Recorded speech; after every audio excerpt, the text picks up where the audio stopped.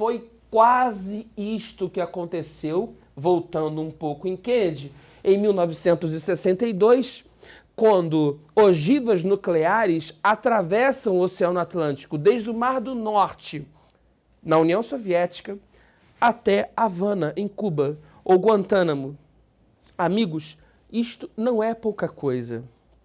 Mas, esquecendo um pouco da crise dos mísseis de 1962 e me atendo mais ao foco do nosso problema, a Segunda Guerra Fria. Nós estamos falando de um período, vou repetir, que tem nuances, que tem camadas de interpretação. A Guerra Fria não pode, não deve ser entendida como um conflito monolítico. Ela tem fases.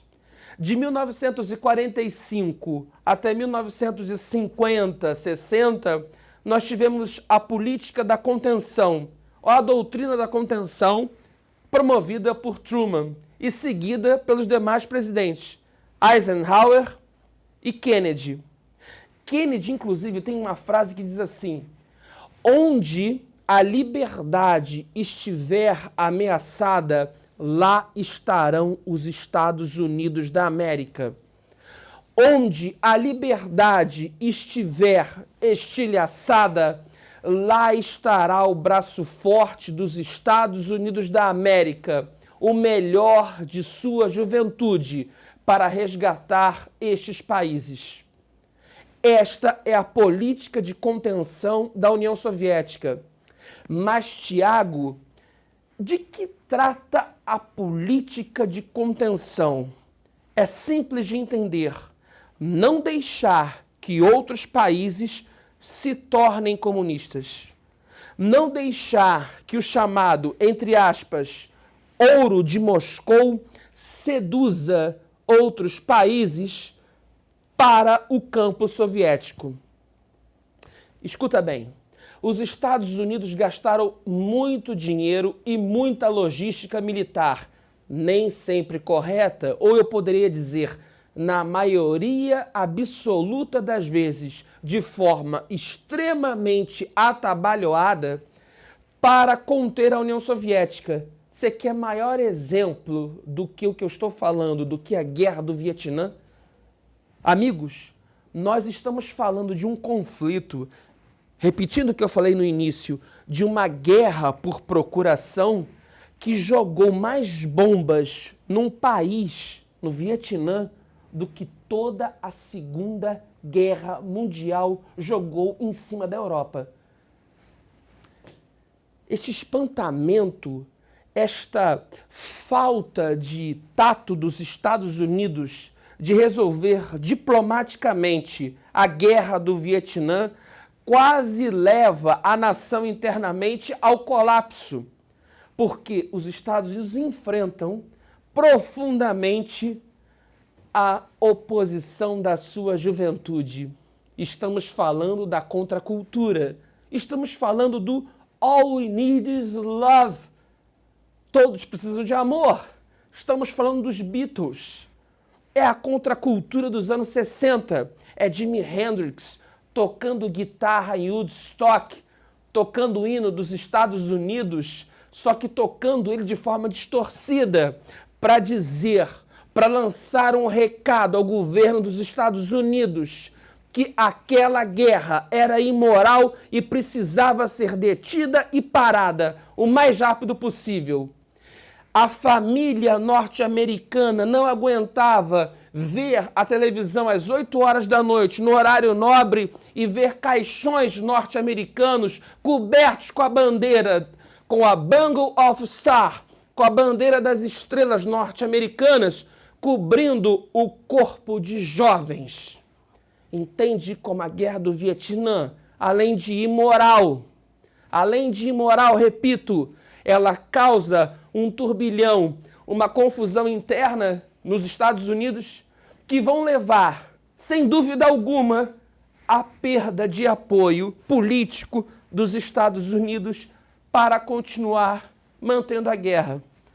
Logo, a derrota é uma questão de tempo. Porque escuta aqui, Para você ter apoio numa política externa, é necessário que você tenha apoio interno. Senão você não consegue fazer a política externa. A política externa precisa de apoio interno.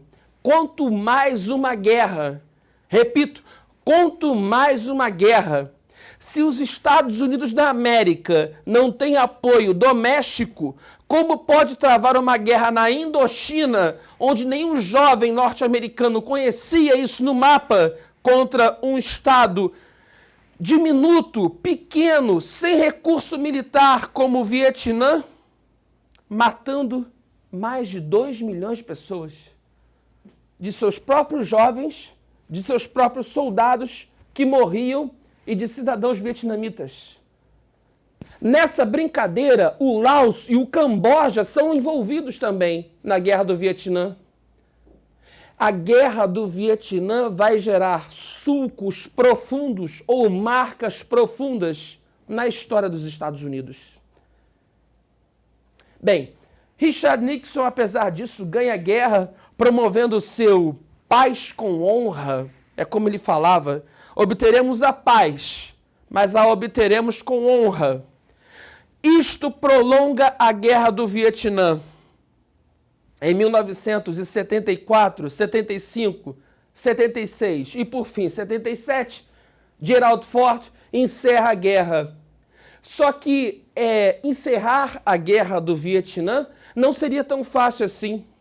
O país completamente destruído é um foco de desestabilização comunista para outros países, o que acerta em cheio a política de Washington. Não é possível conviver com outros países comunistas na Ásia. Não obtendo apoio interno, é lógico que os Estados Unidos não conseguiriam levar a guerra adiante. O Congresso dos Estados Unidos faz várias emendas, fazendo com que Richard Nixon não consiga as verbas necessárias para investir mais na guerra. Amigos, em outras palavras, é o fim da Guerra do Vietnã. Só que a tal paz com honra que tanto Henry Kissinger, agora o secretário de Estado de Gerald Ford, não consegue atingir. É a paz sem honra. Eu quero dizer para vocês que um país que possui 9 milhões de quilômetros quadrados, à época 4 ou 5 trilhões de dólares de produto interno bruto, sai humilhado de uma guerra com um país que talvez seja um pouco maior do que a cidade de São Gonçalo. Você tem ideia de como a guerra do Vietnã vai gerar um profundo trauma nos Estados Unidos da América e na sua doutrina de guerra ou na Guerra Fria em geral, principalmente para os Estados Unidos? Todos os presidentes que vieram após Nixon têm que lidar com dois problemas. O primeiro deles é o problema do Watergate, da invasão do Partido Republicano, ou melhor, dos homens do presidente Richard Nixon, ao conjunto de prédios conhecido como Watergate. Nixon coloca uma escuta, ou manda colocar uma escuta, através de seu assessor direto, chamado Haldeman, colocar uma escuta neste complexo de prédios conhecido como Watergate. E através destas escutas, ele procura se antecipar ao Partido Democrata e fazer uma política de reeleição mais eficaz. Nada mais burro do que isto. Presidente não pode se dar ao luxo de se envolver com gente que não presta. É o que Nixon faz.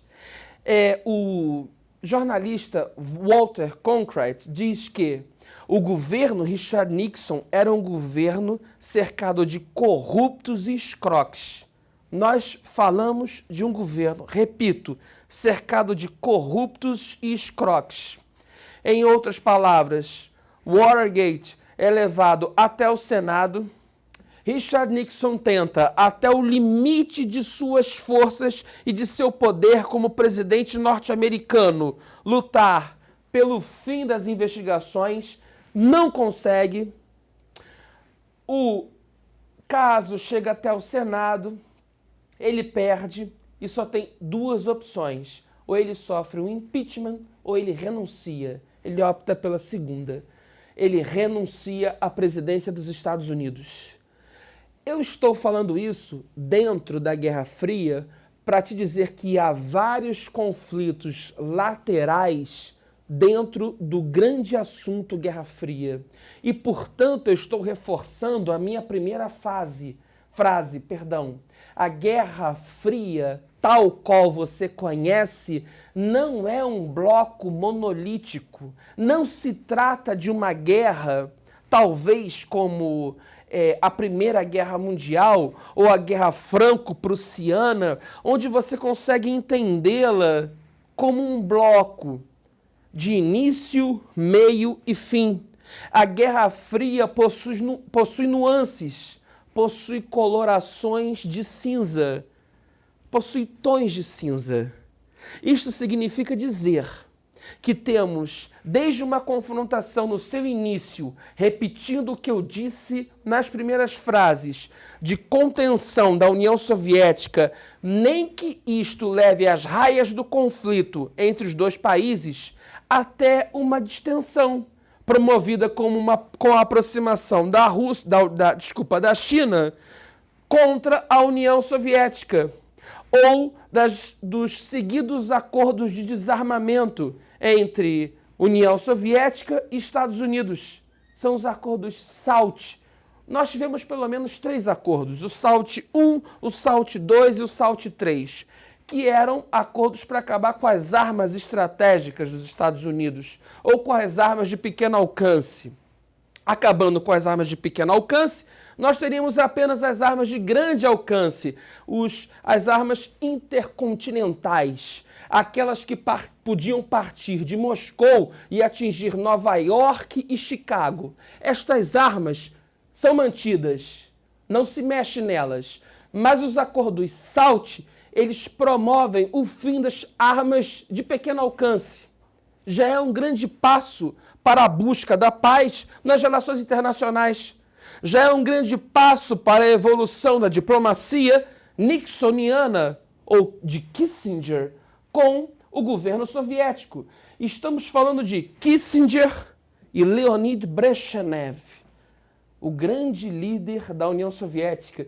Digo grande líder porque ele promove uma reestalinização da União Soviética. Escuta bem que eu estou falando para você não cometer um equívoco. Não é a reestalinização aos moldes de Stalin, um assassino genocida da história. O que eu estou querendo lhe dizer é que Brezhnev promove um reforço do Estado soviético. Amigos, está reinando no mundo neste momento uma política realista. E quando eu falo realista, eu estou usando um termo em alemão chamado Realpolitik, que em outras palavras quer dizer: União Soviética, você pode existir. Estados Unidos, vocês podem existirem, desde que não entrem em conflito com as nossas áreas de interesse e conosco. Esta acomodação destes dois blocos políticos, o bloco comunista, promovido pela União Soviética, e o bloco capitalista, promovido pelos Estados Unidos, irão desaquecer a Guerra Fria. Desaquecendo-a, nós temos um desenvolvimento internacional.